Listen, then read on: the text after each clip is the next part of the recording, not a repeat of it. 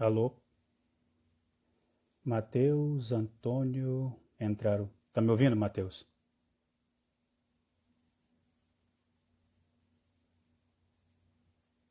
Alô? Tá me ouvindo?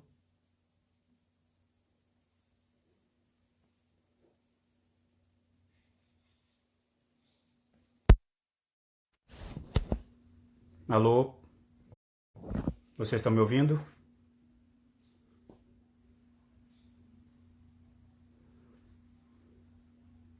Salve, Deiler. Deixa eu colocar um fone de ouvido aqui, às vezes para poder melhorar e focalizar o áudio.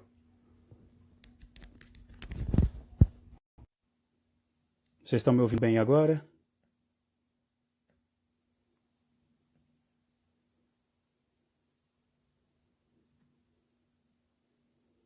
Maravilha. Priscila, Maurício Marques.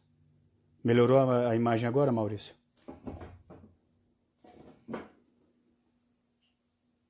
Newton, Deiler,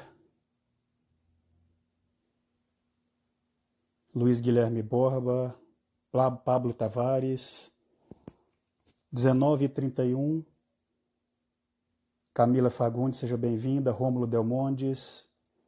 Vamos começar então nossa live de hoje, pessoal.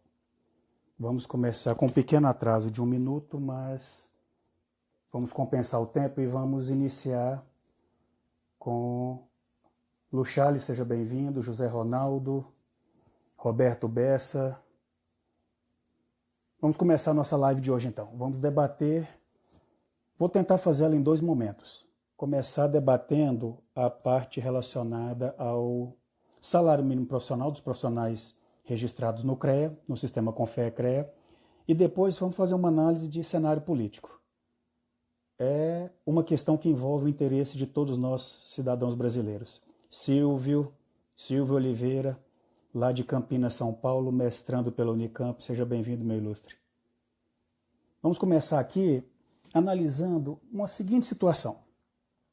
Por que a gente vive determinadas crises e por que essas crises nos afetam do ponto de vista de empregabilidade e de remuneração?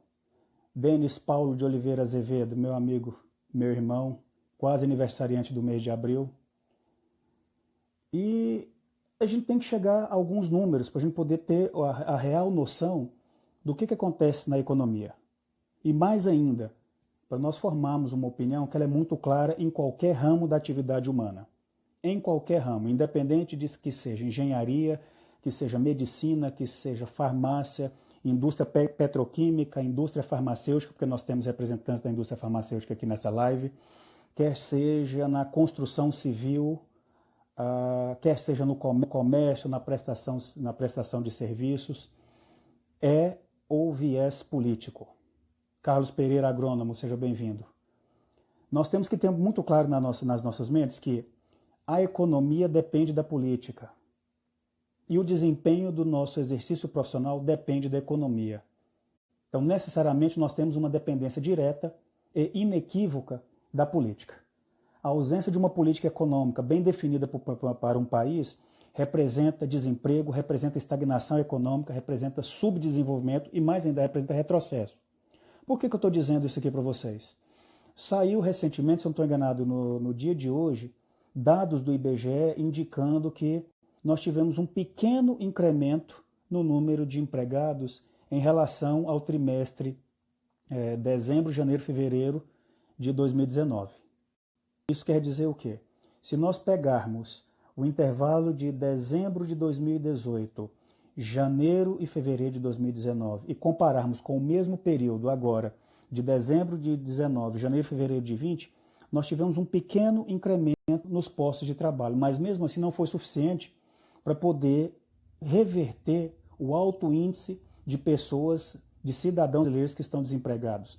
Nós estamos falando algo em torno de 12 milhões e 300 mil brasileiros no subemprego, desempregados ou atuando em outras áreas da informalidade para poder manter a sua sobrevivência. Isso é muito sério. Isso é muito sério, porque um dos primeiros setores que é atingido por isso é o setor da construção civil. Nós estamos avaliando que houve uma queda de aproximadamente 4% em relação ao mesmo período que eu fiz a comparação aqui com vocês. Nós estamos falando, se eu não estou enganado, algo em torno de 301 profissionais da área da construção desempregados. Desempregados, eu não estou exagerando. Aqui nós podemos falar, Laila Rezende, seja bem-vinda. Aqui nós podemos falar, José Antônio de Souza Costa, engenheiro civil, Alan, seja bem-vindo. Nós estamos falando de profissionais de engenharia, de arquitetura, mestre de obras, pedreiros, eletricistas, engenheiros das mais diversas titulações. Isso representa uma parada da economia do país. Isso representa uma parada da economia do país, em relação a um país que tem um nível de pessoas que não tem habitação própria, é algo que chama a atenção. E quando eu começo a avaliar isso aqui, por que eu gosto de sempre fazer um preâmbulo dessas avaliações que eu gosto de trabalhar? Nós, engenheiros, nós, agrônomos, nós, meteorologistas, nós, geógrafos, nós, geólogos, nós, tecnólogos, somos os primeiros a serem atingidos pela crise. Em que sentido? Quando não é demissão, é redução drástica de uma remuneração mínima que nós devemos e temos direito a tê-la. Guilherme Fernandes Soares, seja bem-vindo, meu irmão. Por que eu estou colocando isso aqui? Se alguns de vocês não sabiam, vão saber agora. Todos os profissionais inscritos no sistema Confecre, com exceção temporária, e espero que isso seja corrigido no futuro, de alguns profissionais de nível médio, nós temos um salário mínimo definido em lei. Nós temos um salário mínimo definido em lei. E que do meu ponto de vista, eu sempre tenho o cuidado de não fazer acusações levianas, mas são constatações, são observações do dia a dia, são depoimentos de colegas que me procuram para externar, para poder desabafar essa situação. É um salário mínimo que não é cumprido. Nós estamos falando de uma lei de 1966, recepcionada pela Constituição Federal de 1988, que é a Lei 4950-A, que estabelece o piso salarial dos profissionais de engenharia, agronomia, geografia, geologia, meteorologia e tecnologia. Não sabiam disso? Então, os que não estão sabendo agora. E por quê? E sempre as perguntas. E por que estou fazendo essa live desse assunto? Nos momentos de crise econômica, eu não observo e não vejo ninguém questionar a cobrança dos honorários de um profissional da medicina, ou seja, um médico. Até porque é justo, devido e merecido. Eu não vejo ninguém questionar o percentual de honorários cobrados pelos operadores do direito, no caso, os advogados. Contudo, e esse é um tema espinhoso, eu sei que muita gente talvez não vai gostar, vai ficar desagradável com o que eu vou dizer, eu observo que eu não vejo, na mesma proporção, a defesa do salário mínimo de um profissional de engenharia. Até porque um profissional de engenharia ele não é caro. Ele não é caro. Se nós analisarmos a multidisciplinariedade, a versatilidade de um profissional de engenharia na solução de problemas dentro de uma empresa, ele sai barato. E o que eu estou dizendo aqui para vocês? Qual que é o salário mínimo estabelecido nessa lei que eu mencionei há pouco e que talvez tenha despertado a curiosidade de alguns? Para quem trabalha 6 horas diária, certo? De maneira a compor 36 horas semanais, tem direito a oferir no final do mês um salário mínimo de 6 vezes o salário mínimo corrente no nosso país. Se eu não estou enganado, R$ 1.045 vezes 6. Quem tiver uma calculadora à mão, por favor, faça o cálculo só para poder jogar no grupo para a gente poder ver. O que ultrapassar 6 horas é acrescido de 25%. E nesse ponto há um debate, há uma divergência, há uma dúvida. O sistema Confecre, nos cálculos que fazem, informa que para uma jornada de 44 horas semanais, que é o limite permitido pela legislação brasileira, nós possamos receber 8,5 salários mínimos em vigência do país. Cálculos feitos pela Federação Nacional dos Engenheiros e pelos sindicatos dos engenheiros espalhados pelo Brasil, a gente fala algo em torno de 9 salários mínimos. Hoje eu li uma tese de um escritório de advocacia, eu não me recordo de qual região do país, mas se eu não estou enganado da região sul, aonde uma decisão proferida por um juiz, se eu não estou enganado do estado do Paraná, isso é algo a conferir, ele fez um cálculo que determina que, para a mesma proporção de carga horária 44, recebamos 7,66 salários mínimos, ou seja, há uma variação nesse cálculo. Contudo, fica aquela pergunta no ar.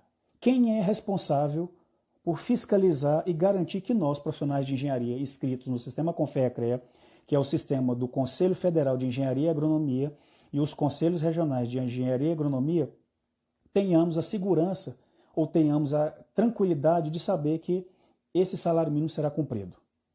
Essa é a pergunta que é feita, inclusive, pelo engenheiro eletricista Silvio Oliveira, que é um defensor dessa situação e tem em mim um defensor dela desde o início. A responsabilidade por fiscalizar isso, colegas, é do CREA, do Conselho Regional de Engenharia e Agronomia, amparado por uma resolução publicada em 1995, se eu não estou enganado, pelo Conselho Federal de Engenharia, que é a Resolução 397. Essa resolução ela está amparada na Lei 5194, se eu não estou enganado, em seu artigo 82, que determina que nenhum profissional de engenharia, agronomia, agrimensura, meteorologia, geologia e tecnologia receba um salário inicial menor do que 6 salários mínimos. Está na lei. Está na lei. E por que eu sou enfático na colocação nesse aspecto e sempre respeitando a divergência? Essa lei ela é inclusive questionada, inclusive por colegas da nossa convivência, como uma lei inconstitucional. Essa afirmação está longe da verdade, essa informação não compactua com aquilo que é praticado no dia a dia nos tribunais brasileiros. A Lei 4950A, que estabelece o piso salarial dos profissionais registrados no sistema CONFEA-CREA, ela é constitucional, ela foi amparada pela Constituição de 1988 e ela tem respaldo e ela é amplamente utilizada em decisões nos tribunais superiores. O que é proibido? O que não é permitido pela Constituição de 1988? É a variação da correção salarial pelo salário mínimo. Exemplo, você, profissional de engenharia que trabalha, engenheira Mirna Cristina, seja bem-vinda, minha colega. Você, profissional de engenharia que trabalhe 44 horas, seja contratado para trabalhar 44 horas semanais. O seu salário de carteira, de início de carreira, será 8,5 vezes o salário mínimo vigente no país. Então é 8,5 vezes 1.045, você vai ter o valor do seu salário de início de carreira. Contudo, o que é proibido? No ano de 2021, no momento em que acontecer o reajuste do salário mínimo, o seu salário não vai subir na mesma proporção. Então não é pegar 8,5 e multiplicar pelo salário mínimo de 2021. Isso não é permitido. Isso não é permitido. Rodrigo Lemes, eu vou chegar nessa colocação sua, meu irmão. Nós vamos conversar isso agora. Não é permitido. O que vale, Karine Rezende, minha amiga, entrou na live, seja bem-vinda. O que deve acontecer é a negociação entre patrões e empregados. Então, para efeito de cálculo, deixa eu abrir uma calculadora aqui rapidamente. Deixa eu só fazer um cálculo aqui. Apesar de ser engenheiro, tem hora que a memória não trabalha na mesma rapidez. Calculadora, 8,5 vezes 1.045.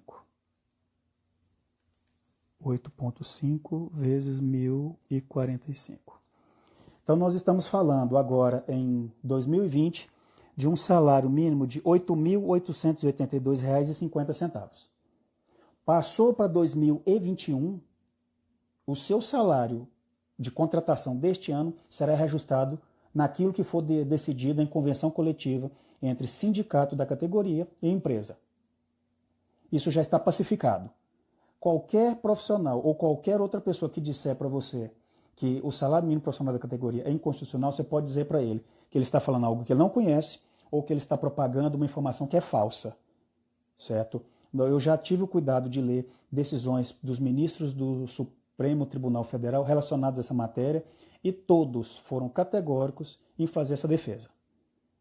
O Rodrigo, que infelizmente o nosso conselho não está preocupado com os profissionais de engenharia, estão preocupados somente com a RT e placas.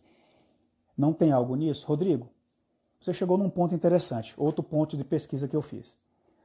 Quem senta na cadeira de presidente de um conselho de classe, independente de qual seja, engenharia, agronomia, medicina, OAB, advogados, biomédicos, biólogos e qualquer outra economia, eles são profissionais, são agentes públicos. São profissionais que estão no exercício de uma atividade pública e, como tal, eles são obrigados a seguir o que está na lei, sob pena de responder na esfera administrativa, civil e criminal, dependendo da situação. Na esfera administrativa, isso é líquido e certo. Qualquer presidente de CREA, Fernando Bassi Modesto, meu amigo, seja bem-vindo, qualquer presidente de CREA e presidente de CONFEA que se recuse ou que não execute o seu ofício de fiscalizar o artigo 82 da Lei 5194 e a Resolução 397 de 1995, está incorrendo, certo? Impossível penalidade administrativa pelo não cumprimento de determinação legal. O que tem que ficar claro numa situação como essa? Engenheiro agrônomo Mesquita, candidato à presidência do CONFEA, seja bem-vindo. Maxwell, seja bem-vindo. O que tem que ficar claro nisso aqui? O agente público, ele é obrigado, ele não tem o direito de escolher, ele é obrigado a seguir o texto da lei, dos normativos, das regulamentações, dos decretos e das resoluções emitidas. O agente privado, o ente privado, ele não é obrigado a fazer aquilo que não está escrito em lei. Se o agente privado não tem nada que o obrigue a fazer, ele está livre para poder não fazer. Agora, o agente público não. O presidente do CREA, vou revisar e vou reafirmar. Presidente de CREA, presidente do CFM, presidente do CONFEA, presidente da OAB, presidente do COREM, presidente do COFEM, ou seja, presidente dos conselhos de classe, são obrigados a executar aquilo que estiver em lei e nas suas regulamentações, que são as resoluções, são os decretos, certo? São os normativos emitidos pelo Conselho Federal. Então, o que tem que ficar claro? O que tem que ficar claro aqui? Se nós não estamos tendo esse respaldo por parte do nosso Conselho, nós temos que exigir dele a execução. E se ficar comprovado que não está executando, nós temos que acionar as entidades necessárias para este controle externo. Que seja o Ministério Público Estadual, que seja o Ministério Público Federal.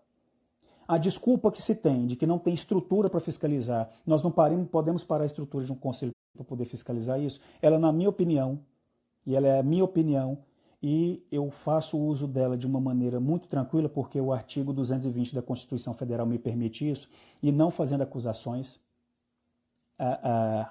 na minha opinião, eu percebo que falta interesse de levar isso para frente. Isso me leva a essa conclusão. Porque você vai ter um dissabor com uma parcela da população que está inscrita no nosso conselho. Laila Rezende, por que nosso presidente continua descumprindo e não acontece? Laila, essa é uma pergunta interessante. Essa é uma pergunta interessante que, particularmente, no momento em que eu consegui a vitória de adentrar a cadeira e sentar na cadeira como presidente do CREA, eu quero mandar fazer um levantamento dessa natureza. Quantas denúncias foram feitas na ouvidoria relacionada ao não cumprimento do salário mínimo profissional e que não foram efetivamente fiscalizadas? Porque correção, eu falei igual o Tiririca agora aparecendo, porque a resolução 397 ela deixa muito clara que anualmente as empresas que estão registradas no CREA devem informar qual é o valor do salário que está sendo pago aos seus profissionais, para efeito de fiscalização.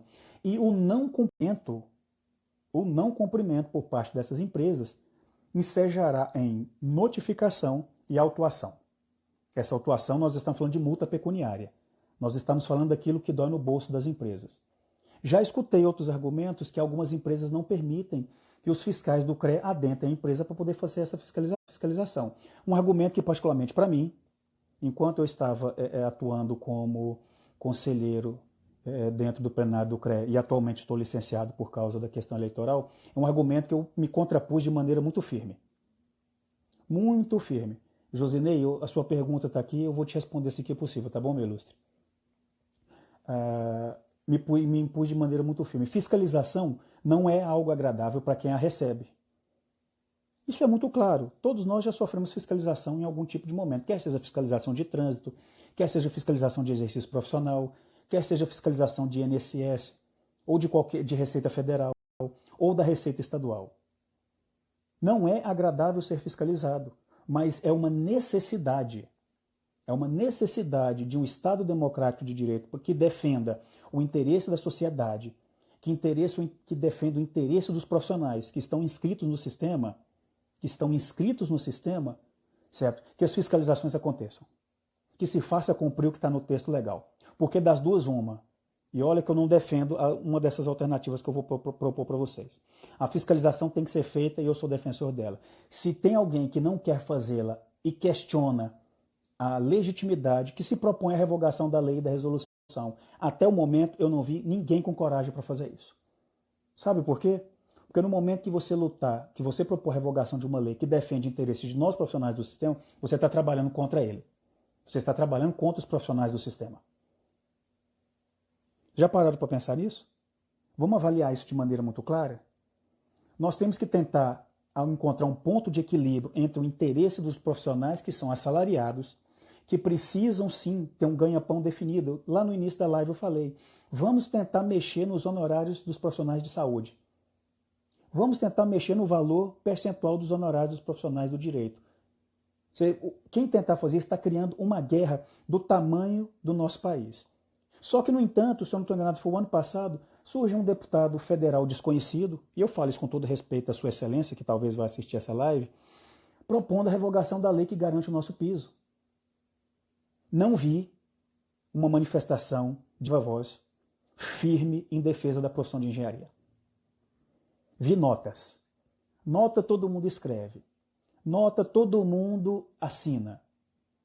Mas eu não vejo, infelizmente eu não vejo, isso aqui eu falo com todo respeito a quem está ocupando atualmente a cadeira do Conselho Federal de Engenharia, uma defesa mais aguerrida da nossa profissão. Nós precisamos de um presidente de Confeia, e nós temos 6 candidatos no páreo, se eu não estou enganado, atualmente, que tenha a defesa da engenharia como o ponto principal, o ponto-chave do seu trabalho como candidato. Senão nós estaremos fadados a repetir a mesma situação que nós estamos vendo atualmente. Por que eu falo isso aqui? Vamos pegar alguns números? Eu gosto dos números até para a gente poder debater isso com mais propriedade. No sistema Confea-CREA nós temos inscritos atualmente 963.449 profissionais, registros ativos. Nós temos no Conselho Federal de Medicina 490.163 profissionais médicos. Nós temos na Ordem dos Advogados do Brasil 1.191.112 profissionais. A arrecadação do Confea, se não estou enganado, no ano de 2018 atingiu algo em torno do sistema Confea-CREA, algo em torno de 186 milhões de reais. 186 milhões de reais. Então, eu vou repetir, algo aproximadamente 186 milhões de reais. Eu estou lendo aqui agora um relatório comparativo da receita do período de 1 de 2018 a 31 de 2 de 2018. A receita realizada 186.915.790. A cota parte 153, 160, 32281. Então nós estamos falando de um conselho que é um dos maiores do país em quantidade de profissionais e em quantidade de arrecadação. Em contrapartida, essa é a minha opinião, quero deixar isso muito claro, porque a gente tem um espectro de pessoas que são melindrosas e que não gostam de ouvir críticas e que podem interpretar isso como algum tipo de ofensa ética. Eu não estou fazendo ofensa ética, ninguém, estou manifestando uma opinião, e uma opinião feita de maneira respeitosa, pautada em números e em dados e em constatações de que eu tenho, como profissional inscrito no sistema, desde a minha condição de técnico em eletrotécnica até a minha virada como profissional de engenharia. Nós temos pouco retorno para isso. CREA-GO, quantos profissionais registrados? Professor Everton, se a minha memória não está falhando aqui, algo em torno de 29 mil. Tá 29 mil, mas eu tenho condição de levantar isso aqui antes do final da live. Por que eu estou dizendo isso aqui para vocês? Eu fiz uma apanhada aqui pelo salário mínimo profissional, certo? Que envolve os profissionais de engenharia, agronomia, geologia, igual mencionei. Mencionei que é a obrigação de fiscalizar e de autuar do CREA. Mencionei também a quantidade de profissionais que nós temos registrados nos 3 principais conselhos, não que os demais não o sejam, mas são os maiores. Mencionei que nós tivemos uma taxa de desemprego que ainda é alta. Mencionei a quantidade de profissionais que estão fora da área da construção. Mencionei aqui uma questão que a gente não pode esquecer. A gente não pode esquecer dela sob hipótese alguma. O porquê de nós pagarmos a ART. Por que nós temos que ter Por que nós... Silvio, se eu não estou enganado, esses 20 mil ativos, não, 20 mil ativos é uma quantidade maior. Seja bem-vindo, engenheira Patrícia de Rio Verde. Se eu não estou enganado, 20 mil são os que estão aptos a votar, tá? Eu só vou entrar aqui no site da Transparência Confer daqui a pouco para pegar esses números de maneira mais atualizada para vocês. Por que 29 mil? É isso mesmo. Por que a gente paga a RT? Está estabelecido em uma lei, que é a Lei 6.496 de 97, que estabelece que todo contrato verbal ou escrito que envolva execução de obras ou projetos ou prestação de serviços voltados à engenharia, agronomia, geologia, meteorologia, geografia, são obrigados ao recolhimento da RT, que é um contrato resumido de prestação de serviços. É ali onde está pactuado entre as partes a execução de um trabalho. Contudo, o questionamento ele é pertinente. A gente paga para ter um registro profissional, que é a anuidade. Para todo e qualquer serviço que nós vamos prestar, nós temos que pagar pela RT. Qual que é o retorno que o profissional tem em relação a essas questões? Aí vem uma pergunta que eu me faço constantemente e fui lá na lei. Eu vou até mostrar para vocês aqui rapidamente. Está aqui, grifado em amarelo, a Lei 5194 de 66, que é a lei que nos rege, que determina. Teve uma pausa, mas voltou. A lei fala no seu artigo... É importante a gente ler a lei até para a gente poder formatar a opinião de maneira correta. Deixa eu só lembrar aqui. Aqui, o artigo 55 da lei. Vou ler aqui para vocês de forma ipsis literi.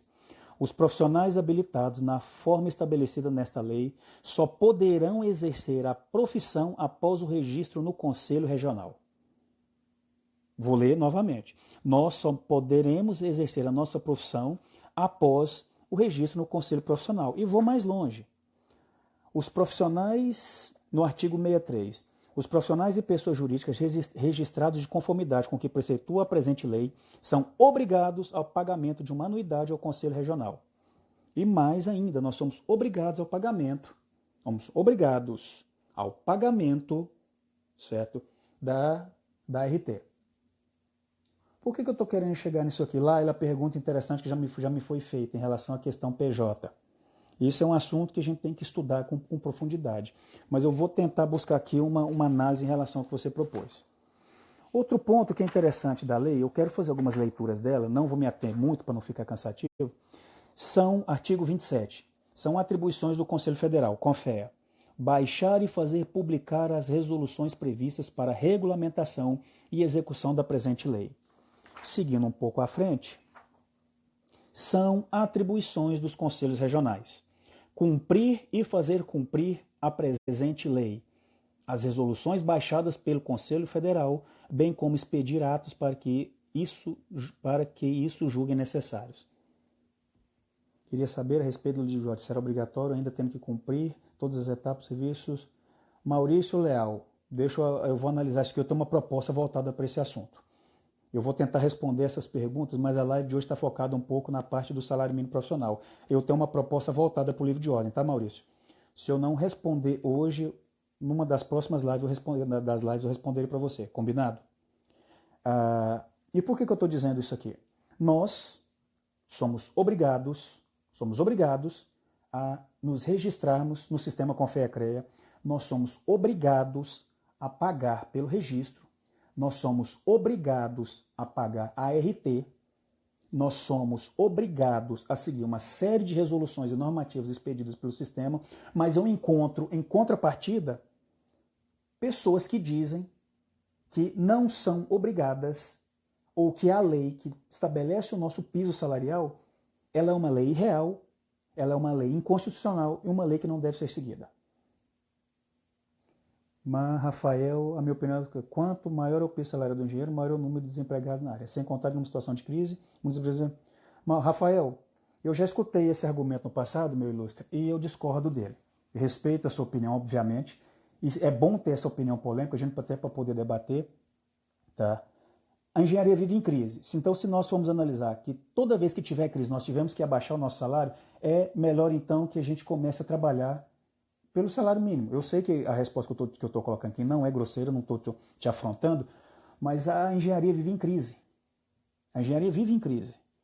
Quando eu analiso por outras profissões, certo? Quando eu analiso por outras profissões, eu sempre me questiono por que a gente tem que ser sempre subserviente às vontades da economia, sendo que nós somos o motor e propulsão da economia?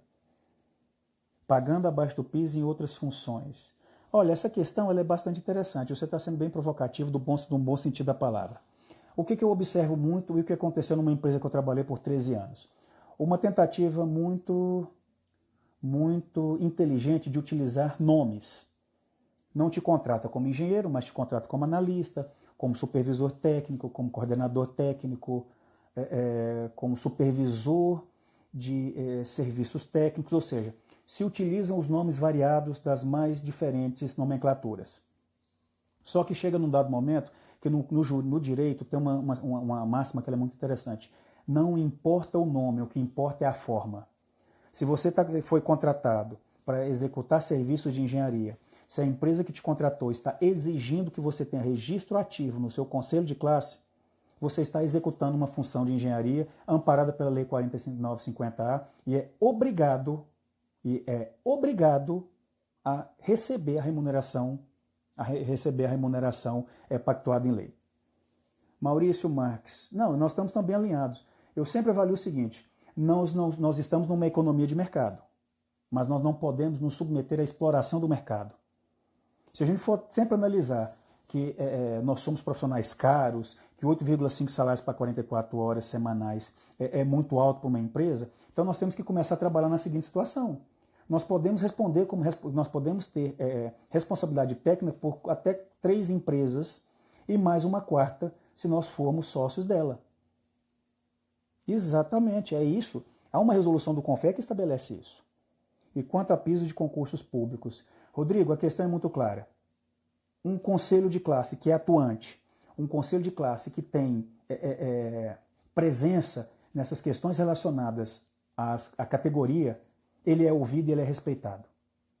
O que eu observo é o seguinte, nós temos quem administra um conselho. Nós temos quem senta na cadeira de presidente de um conselho. A opinião que eu tenho é que nós não temos ninguém que ainda foi protagonista pelo sucesso da nossa profissão. E por que eu estou dizendo isso aqui? A Lei 5194 é uma lei de 66. É uma lei que está para completar, se eu não estou enganado, 54 anos no final deste ano. Ela passou por 2 ou 3 reformas e mesmo assim, a primeira delas foi com a saída dos arquitetos, a segunda foi com a saída dos técnicos industriais e os técnicos agrícolas e a terceira para alguma correção ou outra. Laila Rezende, gostei da sua colocação. É só comparar o preço do profissional ao preço do empreendimento para ver que não é caro. Nunca é caro, Laila. Nunca é caro. Que fique claro, R$ 8.882 em relação ao tamanho de uma empresa, a relação ao retorno custo-benefício que um engenheiro, um profissional de engenharia dá, ele é inquestionável. E por que eu estou dizendo isso aqui? Pegando o gancho. Não esquecendo de você, Rodrigo. Tem uma gigante aqui, vinda da Europa, que contrata nossos colegas para pagar R$ 2.500, eu já ouvi falar em R$ 1.500, já ouvi falar em R$ 2.800, ou seja, a remuneração é sempre variável. E já ouvi outros comentários que quando os fiscais do CREA, os profissionais que a serviço do CREA vão tentar fiscalizar, eles não conseguem entrar na empresa. Falei isso há poucos minutos atrás. Um presidente de CREA firme, um presidente de CREA e CONFEA firme, ele não vai pedir autorização para fiscalizar, porque ele está no exercício de uma função pública delegada por uma lei. Ele vai entrar na empresa, ele irá fiscalizar, quer ela goste, quer ela não. E se tiver dificuldade, nós chamaremos, deve-se chamar força policial para garantir o exercício da profissão. Quer seja a Polícia Militar, quer seja a Guarda Civil Metropolitana, quer seja a Polícia Federal. Quer seja a Polícia Federal. A fiscalização que deve ser exercida pelo sistema Confer-CREA, ela tem que ser respeitada, ela tem que ser firme e cumprir todos os ditames legais que são estabelecidos para isso. Rodrigo, a colocação da Laila veio de acordo com aquilo que eu falei. E outra coisa, todo e qualquer concurso público cujo edital proponha salários abaixo daquilo que está estabelecido na lei, tem que ser feita primeiro uma abordagem administrativa, nada de guerra desnecessária. Orientar, solicitar que seja feita a correção do salário. Não foi feito? Acionar, porque a lei estabelece isso, a resolução 397 estabelece isso, acionar o agente público responsável pela contratação, quer seja prefeitos, governadores de estado, acioná-los na justiça. Eu escuto outra máxima muito comum dentro do nosso conselho, que toda ação na justiça o CREA perde. Toda ação na justiça o CREA perde. Eu tenho uma opinião muito clara em relação a isso. E essa opinião não sou eu que vou manifestá-la aqui não. Se eu não estou enganado, eu li na Arte da Guerra de Sun Tzu. Se você tem um exército que está perdendo sucessivas batalhas, a culpa não é do exército, a culpa é do general, então que se troque o general. Vou repetir. Se você tem um exército que está perdendo sucessivas batalhas, a culpa não é do exército. A culpa é do general, que se troque o general. Porque o exército segue aquilo que a cabeça de comando orienta. O exército segue aquilo que a cabeça de comando orienta. Por que eu estou dizendo isso aqui? Por que eu estou sempre interpelando, estou chamando vocês para reflexão?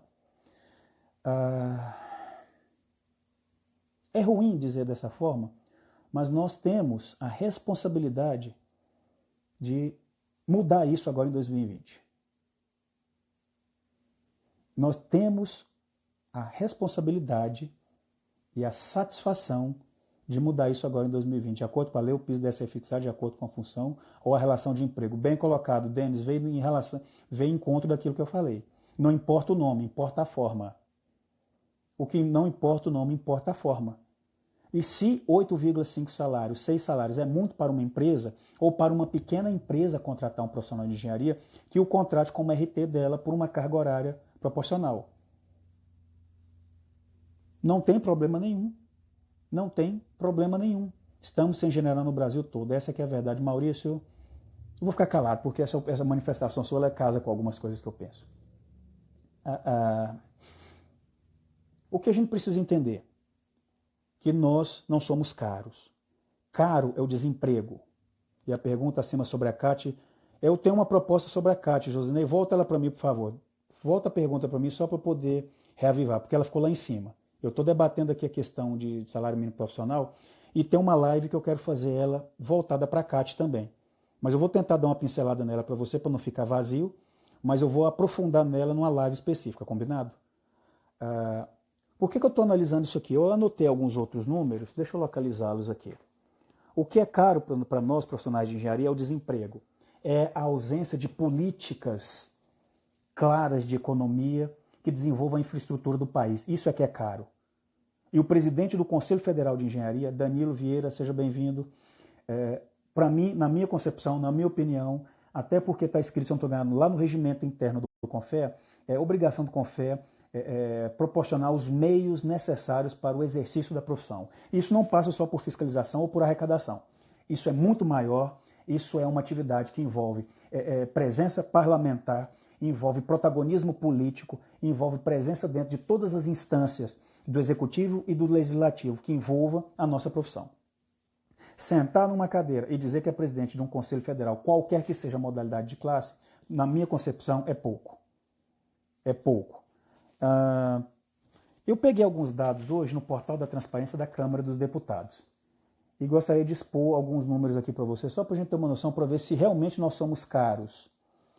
Eles, em 2019, a cota, ele chama de cota para o exercício da atividade parlamentar, CEAP, que é um recurso destinado para pagamento de bilhetes aéreos, divulgação de atividade parlamentar, manutenção de escritórios nos estados, manutenção de veículos e coisas do gênero, atingiu a cifra de R$ 191.531.000 reais. A verba de gabinete, que é outro gasto que eles têm, que é para pagar os seus secretários parlamentares, que pode ser até um limite de 25 por gabinete, chegou à cifra de R$ 584.038.161 reais. O auxílio moradia, essa para mim é uma grande aberração, porque existe 432 apartamentos funcionais disponíveis para eles. Foram pagos R$ 7.088.000 reais para os nossos parlamentares, deputados federais, alugarem seus apartamentos, sendo que tem apartamentos funcionais disponíveis para isso. O dinheiro que é gasto nisso aqui seria suficiente para contratar uma empresa de engenharia séria, faria a reforma de todos os 432 apartamentos e nós teríamos 432 apartamentos ocupados pelos parlamentares. A diferença disso aí seria paga como auxílio moradia para eles poderem usufruir de um espaço digno para morar. Contudo, quando a gente analisa que a remuneração deles é de R$ 33.763, eu penso que auxílio moradia é uma afronta. É uma afronta. Porque todos nós, profissionais de engenharia, médicos, advogados, nutricionistas, biólogos, que mais? Biomédicos, economistas, enfermeiros, temos que pagar os nossos aluguéis, pagar a prestação dos nossos imóveis com o ganho dos nossos salários. R$ 33.000 e ainda ter que receber auxílio moradia é realmente uma afronta, é uma falta de respeito com a população brasileira. É uma falta de respeito. Quando eu escuto alguém falar que um profissional de engenharia é caro, que o piso salarial ele é irreal, que o piso salarial ele é inconstitucional, com o devido respeito à pessoa que fala isso, ela não conhece a realidade do nosso país ou ela está tentando tapar o sol com a peneira para tentar justificar aquilo que é injustificável. Nós não somos caros. Nós não somos caros. Roberto Bessa, entra aqui um pouquinho na live comigo para você dar suas contribuições. Nós não somos caros, nós temos ainda mais 15 minutos de evento, 13 minutos, e vou colocar aqui um importante participante do sistema aqui para compartilhar com nós algumas questões. Nós não somos caros, nós somos necessários. Nessa crise de coronavírus, eu vou dizer isso toda live que eu fizer, até o dia da eleição. Os profissionais de saúde são a linha de frente nessa batalha que a gente está lutando aí pela vida. Mantenhamos as orientações dos órgãos de saúde. Nessa guerra de opiniões entre reabrir o mercado e mantermos a quarentena, vamos ser prudentes. Nos mantenhamos em casa, cumprindo a quarentena, quem puder trabalhar em regime de home office, e continue assim, porque se isso está sendo permitido é porque nós, profissionais de engenharia, e só vi uma pessoa de expressão no país fazer uma colocação em defesa de nós, foi o cantor Carlinhos Brau, falando sobre os eletricistas. Que se hoje nós estamos tendo condição de mantermos quarentena, de respeitarmos as determinações de decretos estaduais e municipais, se hoje nós estamos tendo condição de trabalharmos em casa, fazermos essa live, no Brasil falta engenheiro, pode ter certeza. Maurício, complementando aqui, o que no Brasil não falta engenheiro, meu irmão, falta oportunidade de trabalho para engenheiro. Porque nós temos colegas que, por falta de oportunidade, estão indo trabalhar como motorista de aplicativo. Então não está faltando engenheiro no país, está faltando oportunidade de trabalho, porque na hora que a economia realmente voltar aos patamares de 10 anos atrás, se eu não estou enganado, 10 anos atrás, 8 anos atrás, de 8 a 10 anos atrás, aí sim vai faltar profissional de engenharia. Aí sim faltará profissional de engenharia. Até lá não, está faltando oportunidade de trabalho para os profissionais de engenharia. E tem um projeto de lei que eu tomei conhecimento hoje, feito pelo ministro Paulo Guedes, propondo a flexibilização da entrada de profissionais estrangeiros no país. É um contrassenso. Com todo respeito à sua excelência, o ministro Paulo Guedes, ele está descolado da realidade do país. E eu estou aguardando uma manifestação do CONFEA em relação a isso. Estou aguardando uma manifestação de todos os candidatos à presidência do CONFEA em relação a isso. Estão querendo reformar uma lei que nos atinge e não li em nenhum momento, alguma defesa ou alguma observação relacionada a essa questão por parte do Conselho Federal. Meus parabéns, vim aqui por causa do... Obrigado, Rodrigo. As oportunidades que contrata como analistas. Rômulo, essa questão, isso mesmo, falta oportunidades. 8 anos atrás faltou engenheiro e muito. 8 anos atrás, no caso, Maurício, foi em 2012. Eu estava dando aula para engenharia civil na PUC aqui de Goiás. Nós tínhamos todos os turnos lotados, e as salas não cabiam mais de aluno. Foi lá no boom da construção civil. Logo vieram as crises econômicas, vieram problemas relacionados ao mensalão e ao petrolão, envolvendo as maiores empresas de engenharia do país. E o que aconteceu foi o seguinte, em vez de se punir de maneira pesada, e se puniu, claro que se puniu, os corruptores e os corruptos, puniu-se também os profissionais de engenharia, porque fechou-se contratos, fechou-se postos de trabalho, cancelou-se licitações e coisas do gênero. Então nós fomos punidos por algo que nós não fomos responsáveis por ela, que foi a corrupção que atingiu as grandes empresas de engenharia e que foi patrocinada pelo corpo político brasileiro. É por isso que essa candidatura minha ela surgiu nesse aspecto. Eu, particularmente, me cansei de ver essa profissão nossa ser tratada com desprezo. Eu cansei de ver essa profissão nossa ser legislada por quem não conhece da nossa profissão. Eu cansei de ver pessoas que foram eleitas para nos defender não cumprir o seu ofício da maneira que a gente gostaria que fosse cumprido. É uma atividade fácil? Não, não é. Já estou caminhando para o fim da live, pessoal. Não é uma atividade fácil, mas ela é necessária. Vou terminando por aqui, porque a qualquer momento o sistema do Instagram irá derrubar. Agradeço a presença de vocês. Eu sei que eu falei vários assuntos. E se nós hoje estamos cumprindo a quarentena e estamos permitindo que vidas sejam salvas, é porque a telecomunicação, que é um ramo da engenharia, é a construção civil, porque trabalha rapidamente na construção dos hospitais de campanha, está permitindo isso acontecer. E o presidente do CREA, o futuro presidente do CREA e do CONFEA, tem que ter foco nessa atividade. Se não tiver compromisso com isso, se não tiver no seu programa de campanha esse tipo de compromisso e de obrigação, de satisfação, de servir ao nosso público, é melhor nem ser presidente do nosso conselho, porque nós temos que mudar a nossa cultura e quem entra lá tem que ter uma cultura diferente. Agradeço a atenção de vocês. A nossa próxima live. Josinei, não esqueci de você, tá, meu ilustre? A questão da Kátia, vamos trabalhar para a próxima. E teve uma outra colega que colocou a mesma coisa. Vamos conversar isso em outras lives e conto com o apoio de vocês naquilo que for necessário. Meu Instagram está aberto. Mandem questionamentos, sugestões e vamos debater o nosso conselho. A próxima está programada para quinta-feira desta semana ou na terça da próxima. Nós vamos avaliar e publicar em tempo hábil. Hoje nós tivemos no pico 30 pessoas. Espero que na próxima nós tenhamos o dobro disso. Livro de ordem, bem lembrado, Laila. Livro de ordem e Kátia para a gente debater nas próximas. Grande abraço para vocês, obrigado e até breve. Não vou esquecer, Laila, vai estar na lista, já está no meu programa de trabalho, tá? Vou debater uma por live, para a gente tentar contemplar todas. Grande abraço a todos, obrigado. E essa live vai estar disponível no histórico, quer dizer, nos stories aqui do Instagram. Divulguem para o máximo de pessoas possíveis, dentro do Estado e fora dele. Abolição do livro de ordem. Isso aí nós vamos ter que debater, Danilo, com muita profundidade. Um abraço, até breve, gente. Obrigado pela atenção.